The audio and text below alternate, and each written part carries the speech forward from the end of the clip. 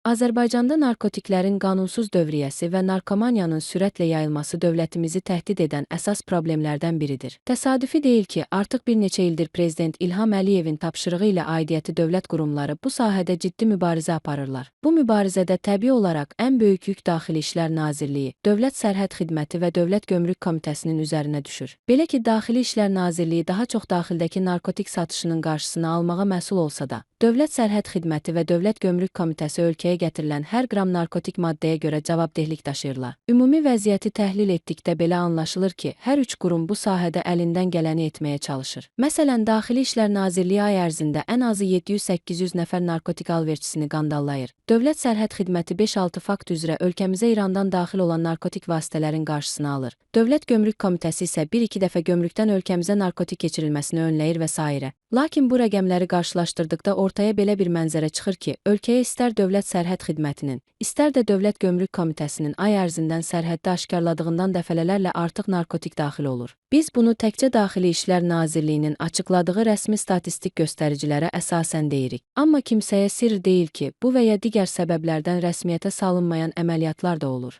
Hansı ki, bunların hər birində külli miqdarda narkotik ələ keçirilir. Lakin biz bu məsələnin üzərindən keçərək sadəcə rəsmi rəqəmlər əsasında fikrimizi davam etdirək. O da bəllidir ki, müvafiq qurumlar tərəfindən aşkar olunan narkotik vasitələrdən dəfələrlə artığının da istehlakçılar tərəfindən istifadə olunduğu şübhəsizdir. Məsələn, 2023-cü ilin rəsmi statistikasına əsasən ölkəmizdə 36.659 nəfər, 2024-cü ilin statistik göstəricilərində isə 45.000 nəfərə yaxın aktiv narkotik istifadəçisi olduğu bildirilir. Əksər narkoekspertlər isə bu rəqəmin reallıqda 10 dəfə artıq olduğunu iddia edir. Deməli, burada heç də aylıq 30-40 kiloqram deyil, 3-5 ton narkotik maddə istifadə olunmasından söhbət gedir. Bütün bunlar isə onu deməyə əsas verir ki, ay ərzində istər ölkə daxilində Daxili İşlər Nazirliyi tərəfindən aşkarlanan, istər də Dövlət Sərhəd Xidməti və Dövlət Gömrük Komitəsinin sərhəddə ələ keçirdikləri narkotik vasitələr Azərbaycana gətirilən və burada istehlak olunan narkotikin cüzi hissəsidir. Nəzərə alsaq ki, ölkə daxilində narkotik vasitələrin istehsalı yox səviyyəsindədir. Üstəlik, aşkar olunan maddələrin 95%-i İran mənşəlidir. Deməli, burada bir daha Dövlət Sərhəd Xidməti və Dövlət Gömrük Komitəsinin məsuliyyət payı ön plana çıxır.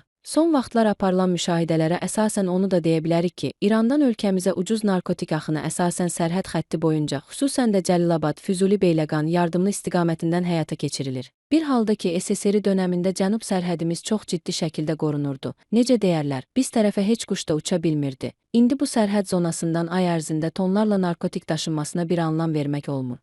Kimsəyə sirr deyil ki, indi müasir texniki avadanlıqlar hesabına sərhəd xəttimizi qaçaqmalçıların üzünə qapamaq illər öncəyə nisbətən daha asandır. O zaman nə üçün hələ də sərhədimizə tam nəzarət edə bilmirik? Bəzən adamda elə təəssürat yaranır ki, sanki narkotik sərhəddən sərbəst şəkildə keçir. Bu və ya digər səbəblərdən kimsə müdaxilə etmir. Bu həqiqətən də belədir, yoxsa Dövlət Sərhəd Xidmətinin əlində bizim iradlarımıza cavab verəcək tutarlı dəlilləri mövcuddur. Hər halda qarşı tərəfin fikrini bilmək bizim üçün, şübhəsiz, həm də izləyicilərimiz üçün maraqlı olardı.